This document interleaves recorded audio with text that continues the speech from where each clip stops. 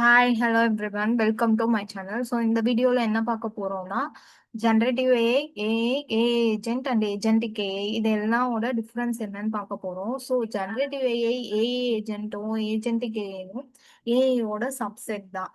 So அதுக்கும் இதுக்கும் என்ன டிஃப்ரென்ஸ், ஏன் இதை வந்து டிஃப்ரெண்ட்டாக சொல்கிறாங்க அப்படின்றத பார்ப்போம். ஸோ ஃபஸ்ட்டு வந்து ஏஐனா என்னன்னு பார்ப்போம். அதுக்கு முன்னாடி வந்து நான் என்னோட சேனல் இப்போ தான் பார்க்குறீங்க அப்படின்னா என்னோட செல்ஃப் இன்ட்ரோ நான் கொடுத்துட்றேன். ஸோ என்னோட நேம் பவித்ரா. நான் ஒரு ஏஐ டெவலப்பராக ஒர்க் பண்ணிட்டு இருக்கேன். இந்த சேனல்ல வந்து நம்ம வந்து ஏஐ டுட்டோரியல்ஸ், அதுக்கப்புறமேட்டுக்கு எப்படி வந்து அதை இம்ப்ளிமெண்ட் பண்றது, ஏஐயோட மோஸ்ட் ஆஃப் த கான்செப்ட்ஸ் எல்லாம் வந்து உங்களுக்கு நான் சிம்பிளா தமிழ்ல சொல்லி தருவேன். ஓகே, நம்ம இப்போ வந்து இதுக்குள்ள வீடியோக்குள்ள போகலாம். So what is artificial intelligence? Artificial இன்டெலிஜென்ஸ்னா என்னன்னா, இப்போ ஒரு கம்ப்யூட்டர் வந்து ஒரு டாஸ்கை வந்து பெர்ஃபார்ம் பண்றதுக்கு சம் இன்டெலிஜென்ஸை யூஸ் பண்ணி ஒரு டாஸ்க்கை வந்து பெர்ஃபார்ம் பண்ணுது அப்படின்னா அதை வந்து ஆர்டிஃபிஷியல் இன்டெலிஜென்ஸ் அப்படின்னு சொல்லுவாங்க. அந்த இன்டெலிஜென்ஸை வந்து என்ன சொல்லுவோம்னா ஹியூமன் லெவல் இன்டெலிஜென்ஸ் அப்படின்னு சொல்லலாம். ஸோ ஆர்டிஃபிஷியலா ஹியூமன் லெவல் இன்டெலிஜென்ஸை வந்து யூஸ் பண்ணி ஒரு டாஸ்கை வந்து நம்ம வந்து பண்றோம்னா அதை தான் வந்து ஆர்டிஃபிஷியல் இன்டெலிஜென்ஸ் அப்படின்னு சொல்றோம். இதுல வந்து என்னென்ன சொல்லலாம்னா, ஃபார் எக்ஸாம்பிள் இப்போ ஃபேஸ் ரெகக்னைசேஷன் பண்றது, இல்லைன்னா வந்து ஃபேஸ் ரெகக்னைசேஷன் பண்ணி ஃபோன் அன்லாக் பண்றது. அதுக்கப்புறம் நம்ம வந்து கூகுள் கூகுளில் வந்து அலெக்சா, சிரி இதெல்லாம் யூஸ் பண்றோம்ல. ஸோ இதெல்லாம் வந்து நார்மலா ஏஐயோட நம்ம யூஸ் பண்ற டூல்ஸ். ஸோ இந்த டாஸ்க் வந்து எப்படி வந்து ஒர்க் ஆகுதுன்னா, டேட்டாவை லேர்ன் பண்ணிக்குது, இல்லைன்னா வந்து டேட்டா அந்த பேட்டர்ன்ஸை ஃபைன் பண்ணி அதுல இருந்து வந்து ஸோ இதை வந்து இப்படிதான் பண்ணணும், அந்த பேட்டர்ன்ஸை ஃபைன் பண்ணி ஒர்க் ஆகுது. அந்த இதே இமேஜஸ்னா இமேஜஸை ரெகனைஸ் பண்ணி அந்த இமேஜஸ் பேஸ் பண்ணி அதோட ஃபீச்சர்ஸை யூஸ் பண்ணி இப்போ கேட்னா கேட் இப்படி தான் இருக்கும், டாக்னா டாக் இப்படி தான் இருக்கும் அப்படின்றத வந்து அண்டர்ஸ்டாண்ட் பண்ணிடுது. ஸோ இது இப்படிதான் வந்து அந்த டாஸ்க் வந்து நடக்குது. இமேஜஸ்னா ரெகனைஸ் பண்ணும், லாங்குவேஜ் அண்டர்ஸ்டாண்ட் பண்ணிட்டு டெசிஷன் மேக் பண்ணுது. ஓகேவா?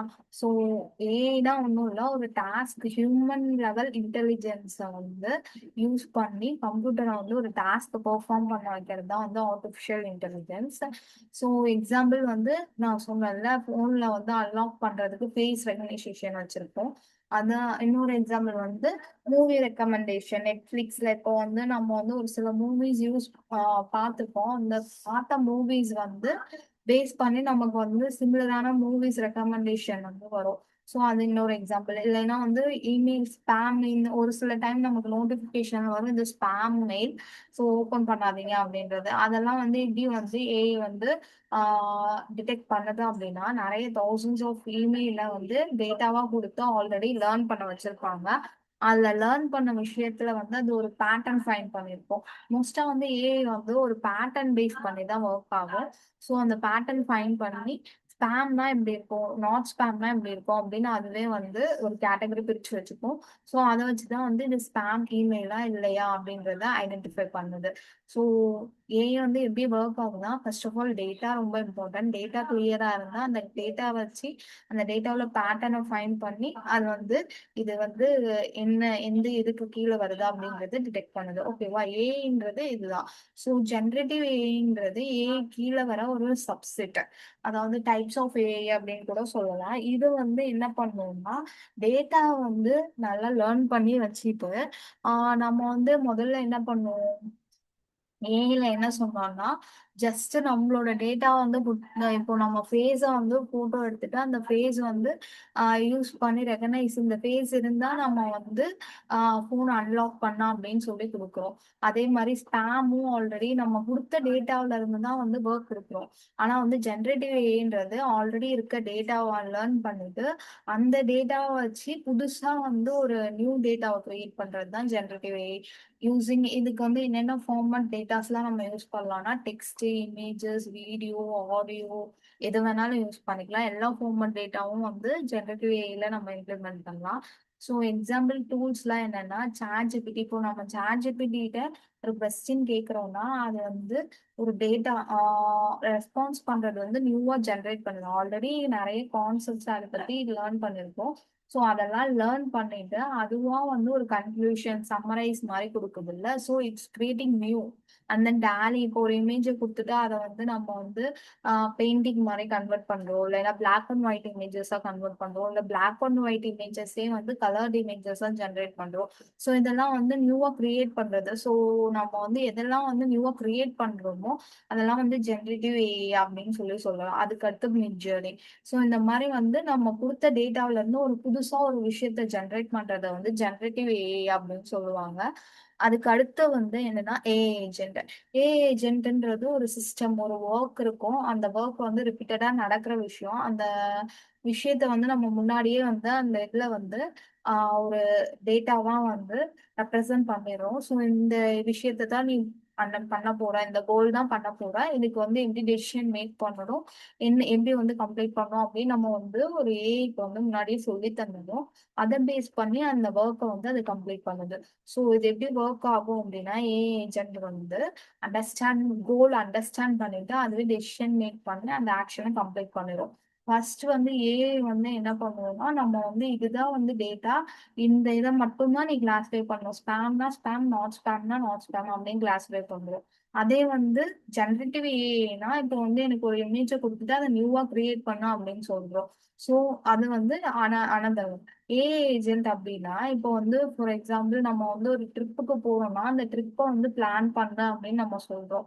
ஸோ அந்த ட்ரிப்பை வந்து நம்ம வந்து எங்க போக போறோம்னு முன்னாடி ஒரு பிளேஸ் சொல்லிட்டோம்னா அந்த பிளேஸ்க்கான ஃபிளைட் டிக்கெட், அதுக்கப்புறமேட்டுக்கு எப்போ ரீச் ஆக போறோம், அங்க இருந்து என்ன பிளான் பண்ண போறோம், ஸோ இது எல்லாமே வந்து அதுவே வந்து பிளான் பண்ணும். ஸோ நம்ம வந்து என்ன ஜஸ்ட் டைப் பண்றோம், plan my trip to Japan அப்படின்னு சொல்றோம்னா அது ஃபிளைட்ஸ் வந்து சர்ச் பண்ணி எந்த ஃபிளைட்ல ப்ரைஸ் கம்மியா இருக்கு அப்படின்னு செக் பண்ணோம். அதுக்கடுத்து ஹோட்டல்ஸ் நம்ம ஸ்டே பண்றதுக்கு, அதுக்கப்புறம் நமக்காக ஒரு பிளானே கிரியேட் பண்ணும். ஸோ இந்த மாதிரி வந்து தனித்தனி ஒரு ஏஜென்ட் கிரியேட் பண்றது.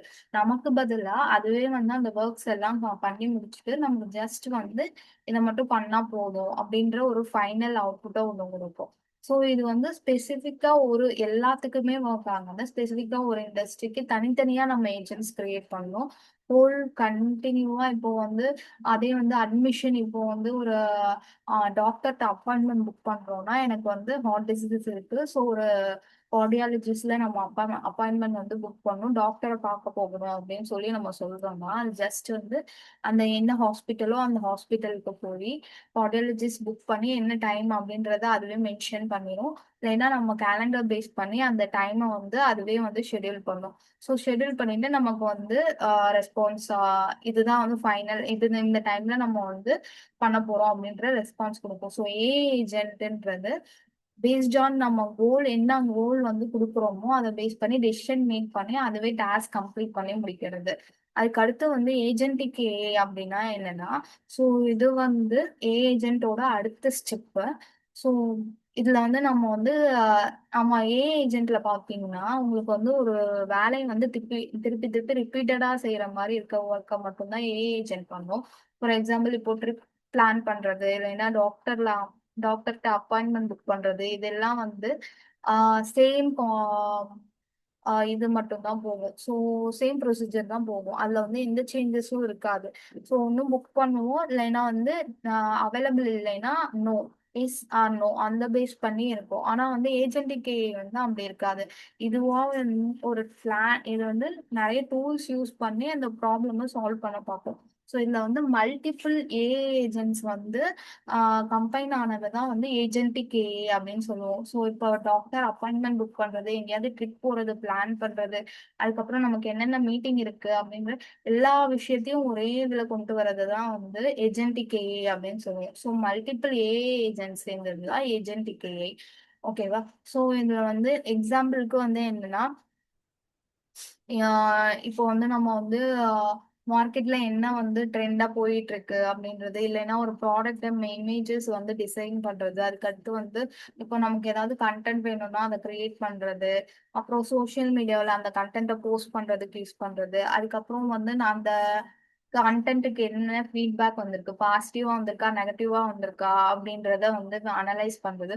ஸோ இந்த ஃபுல் ஹோல் இதையும் வந்து அந்த ஏஜென்ட்டுக்கு வந்து எல்லாத்தையும் மெயின்டைன் பண்ணும். இப்போ நம்ம வந்து லிங்க்டின்ல போஸ்ட் போட போறோம்னா அந்த இப்போ கரண்டா என்ன ட்ரெண்ட்ல இருக்கு, என்ன டாபிக் ட்ரெண்ட்ல இருக்குன்னு சர்ச் பண்ணி அதுக்கேத்த மாதிரி ஒரு கண்டென்ட்டை கிரியேட் பண்ணி அந்த கண்டென்ட்டை வந்து லிங்க்டின்ல அதுவே போஸ்ட் பண்ணிட்டு அதுக்கப்புறமேட்டுக்கு கமெண்ட்ஸ் யார் யார் வியூ பண்றாங்களோ அவங்க என்ன கமெண்ட்ஸ் போடுறாங்களோ அதை பேஸ் பண்ணி ஃபீட்பேக் அனலைஸ் பண்ணிட்டு அடுத்த கண்டென்ட்டை வந்து எப்படி கிரியேட் பண்ணலாம் அப்படின்றத வந்து யோசிக்கிறது தான் வந்து ஏஜென்டிக் ஏஐ. ஸோ நம்ம வந்து ஏஜென்ட்ல வந்து பாத்தீங்கன்னா நமக்கு வந்து என்னென்ன ட்ரெண்டிங் கண்டென்ட் அப்படின்னு அனலைஸ் பண்றதுக்கு ஒரு ஏஜென்ட் தேவைப்படும்.